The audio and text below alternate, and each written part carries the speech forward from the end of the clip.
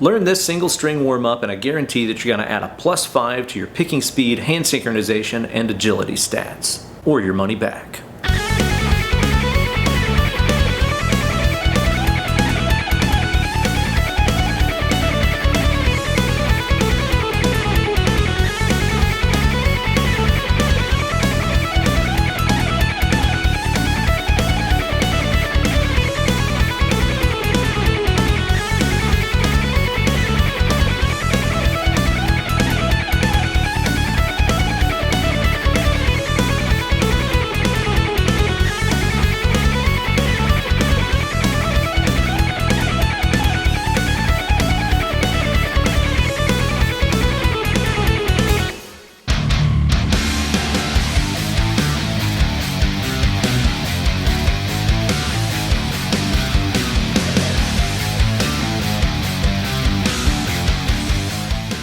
Hey there kids, it's your good buddy, Uncle Ben. From my experience, single string workouts are extremely important to implement into your practice routine. Because look at it this way, if you can't handle one string, why should you be able to handle 6?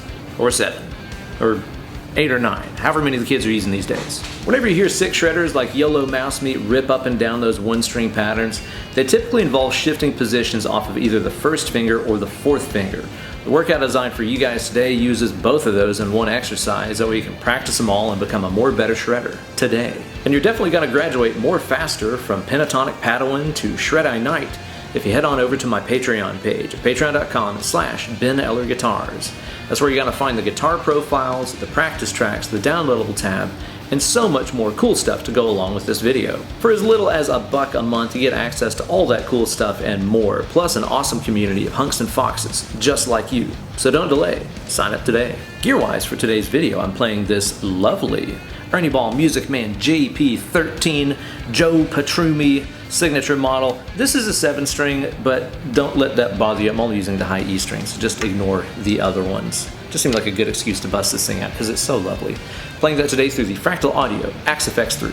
Now let's hear that one string thing at stepdad speed.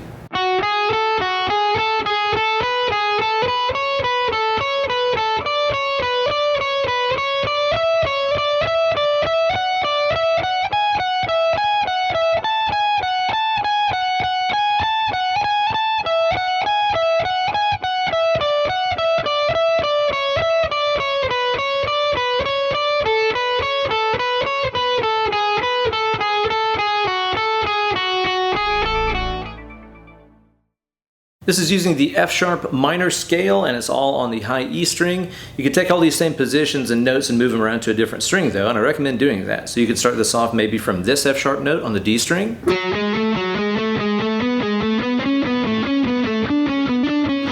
And explore the different muting and fret spacing and all that jazz. We're going to start off here with F-sharp, G-sharp, and A. Just play up those notes 2 times.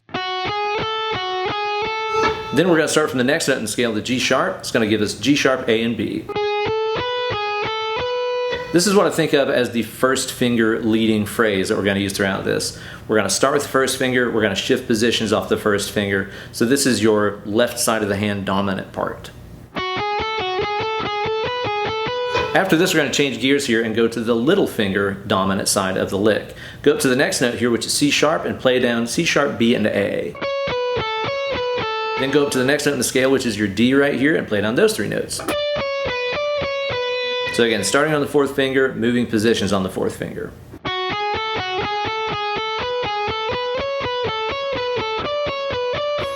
After this, off that first finger, we're going to go up to the next note here, C-sharp. We're going to play up C-sharp, D, and E. Shift off the first finger up to the next note, which is D. And then from here, we're going to flip to our little finger, shift up to G-sharp, and play down G-sharp, F-sharp, and E. Then go up one more half step here so you land on A with a little finger and play down those 3 notes. So we're going to have 2 on the first finger, 2 on the little finger, 2 on the first finger, 2 on the little finger.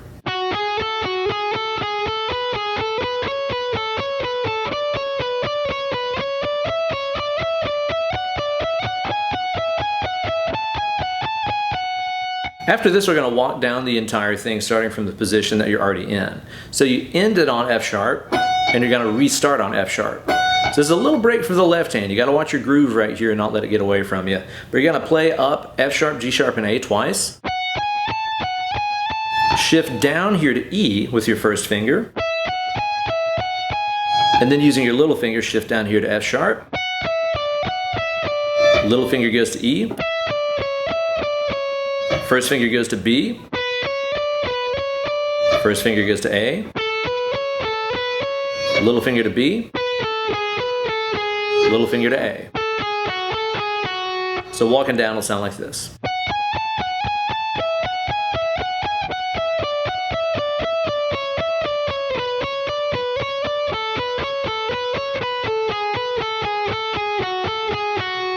So we have the entire thing worked out now.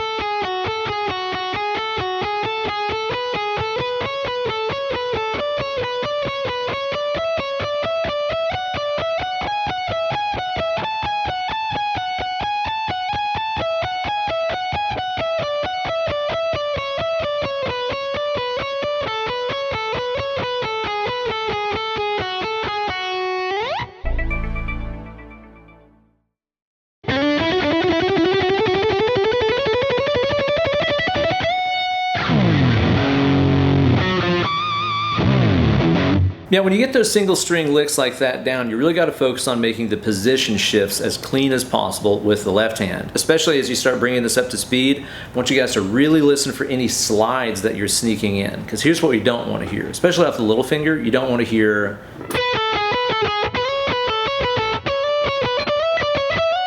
that pronounced kind of slide sound. You don't really want that, unless it's just what you're going for. But in the case of these kind of Yngwie style one string licks, we want to hear really smooth shifts without any sliding sound. And you can achieve that a couple different ways. Okay, so with the first finger shifts, here's how we're going to do those. And I recommend playing just what I did right there. Stop on the position shift. You'll notice how I'm using those last two notes in the phrase to start inching my first finger up there towards the 4th fret in this case. Right there is my time to get into position. Don't wait till the last second like this. That's when you're going to end up yanking up and hearing that slide sound. You got to be a little more prepared than that. Think about it this way. By the time that you play this note the second time, that time right there, you don't need that note anymore. So as soon as this finger goes down, you can let this finger go and start creeping up to that next position that you need to be in. That's how you get this sounding really smooth without that yank up slide kind of sound. I recommend stopping on that note right there to check and see if you did that properly. Because if you just keep going through the exercise, you might miss it if you did that slide. You know, you're going to be so concentrated on getting the rest of the lick down, you might not notice a little mistake like that. But when you make that stopping point right there, you'll really be able to tell if you cheated into it with that slide like that. Keep that same stuff in mind with the little finger here. It's a little bit trickier because what we're going to end up doing here is having to jump up to that note really seamlessly without sliding into it like that.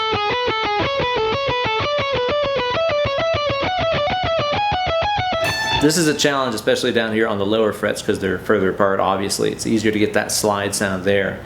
What you really got to do is stay nice and loose with that little finger, and as soon as it's done with its note, right there, you can start stretching it out towards that next fret that you're heading towards. Check it out. See how after it's done its job and played that starting note a second time, I'm free to go ahead and start stretching to get to the next one. It just takes some agility, honestly, and if doing those down here is too wide of a stretch, just practice them somewhere higher up to make those stretches a little less obnoxious.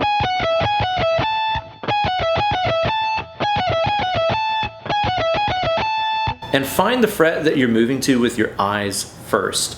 Always find the note you're moving to with your eyes, not your hands. I keep my vision trained on the note I'm about to move to, and just move my hand up until it's in my field of vision. So in that example, if I was here at the 5, I'd have my eyes on the 7.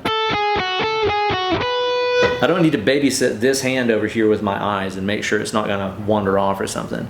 If it's on the right notes, I can have my vision set on where it needs to go to next. And then as soon as I'm there, I'm looking at the 9. I'm looking at the 10. And so forth. If you try to track your hand with your eyes, there's no way you can keep up. It'll be blurry, you'll lose your place. Don't do that. Find the note you're landing on with your eyes first and play into your field of vision. Single string licks are a great way to work on tightening up your picking motion too. I know a lot of players out there are really concerned with trying to make their picking motion as short and as tight as possible for like maximum efficiency. I'm a little bit mixed on that, honestly. Obviously there's a benefit to making your picking stroke really tiny and accurate like that.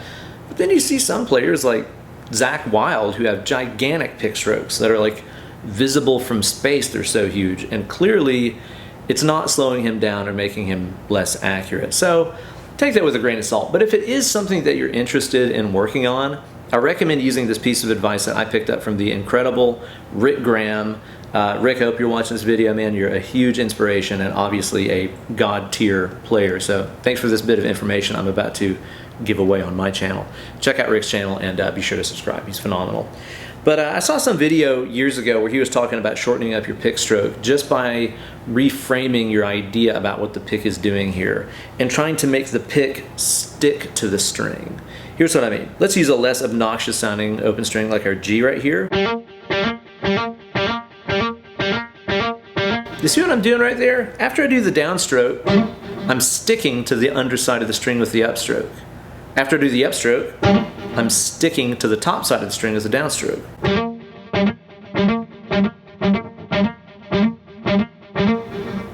You can hear my delay bounce around back there, but you can tell I'm muting the string out every time I do that.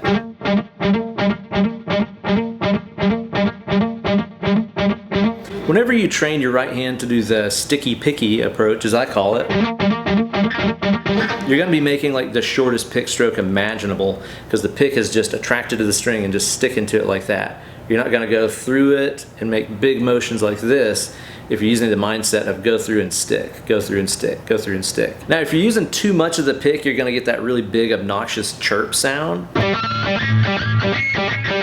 You don't want that right there. But after you get the basic motion down, try to use the very tip of the pick.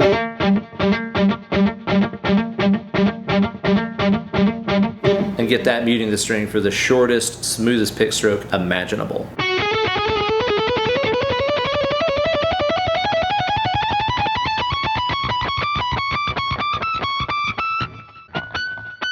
Somewhere in there.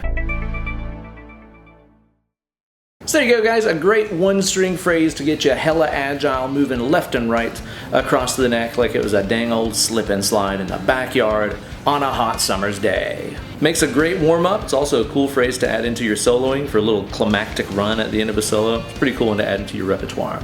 You're going to get the most out of that if you practice it along with the guitar profiles, practice tracks, and downloadable tabs that are available for you over there on the Patreon page. Patreon.com/Ben Eller Guitars. Building more better shredders since, I think like 2019, something like that. Be sure to like the video, subscribe to the channel, and ring the bell for notifications every time I upload a new slice of fried gold. Now get away from the dang old computer machine, pick up that guitar, and start mashing some rope. Less clicking, more picking.